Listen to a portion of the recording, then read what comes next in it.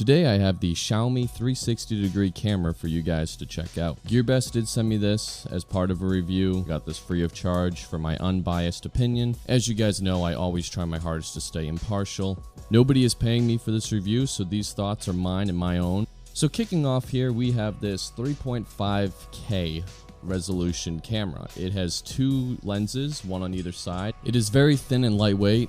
With the stand that comes with it, it only weighs 140 grams or 0.3 pounds. It has a really good, easy to work with form factor. It's very sleek looking. I could go over every single little spec, but honestly, I don't really understand those specs, and I'm sure most of you guys don't either. If you are interested in the specifications of this camera, then there will be a link in the description for you to check out. Let's talk about some of the features that I personally like. One, this camera is splash proof, so you can actually get it a little wet. It actually is waterproof too, to a degree where you can submerge it underwater. For under 3 feet of water for 30 minutes is pretty good, and it could probably do better than that. So this might make a good surfboard camera or something like that. I wouldn't take this scuba diving though. Also has a built-in stabilizer, which is always nice to know, because obviously if you're walking around with this camera doing some sort of life vlog or something, it's always nice to see that the shot is stabilized. It's not bouncing around everywhere.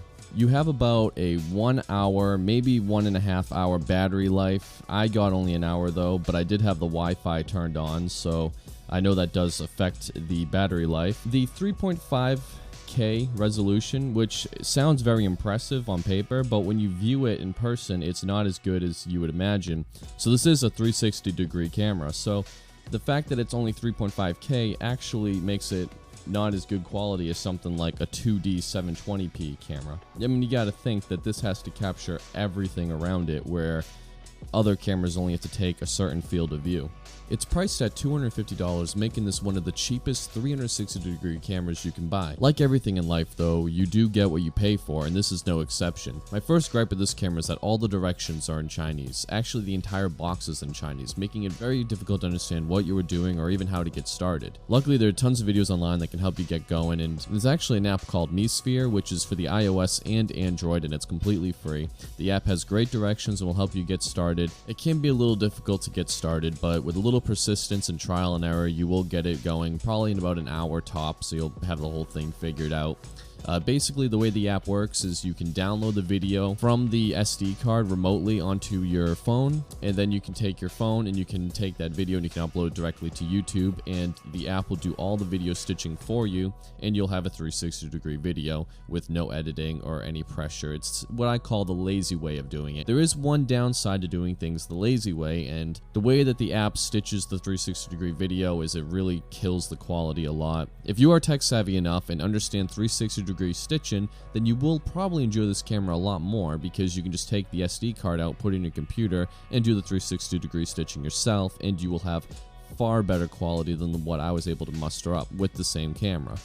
However, for the rest of us, it can be a bit frustrating working with the quality that it's given to you. And if you want to see a video example of what I did, then you can click in the description. You'll see the quality that I was able to achieve using the lazy way of going directly from the app to YouTube. I will also have examples of video quality from people who actually know what they are doing, and if you're interested, the link of that will be in the description as well, and their quality is far better than mine. I think the camera would be excellent for a life vlog camera or a good exploration camera. Immediately what comes to thought for this camera is that it would be perfect for a stunt session, where you could set it up in the middle of a parking lot and then people could stunt their motorcycles around it, and I just think it'd be really cool. I do think you are getting a lot of bang for your buck. However, I do think that Xiaomi should create a desktop application that could do 360-degree video stitching for you, so you can make videos easier and without suffering quality loss. Well, that's about it for this camera. Again, it's a solid camera with excellent hardware, and it's one of the cheapest in its class. However, it's very limited because of the software included with the camera. If you are interested in getting a Xiaomi 360-degree camera, then there will be a link in the description. As always, I hope you enjoyed the video, and I will see you all in the next one. Take care, and bye-bye.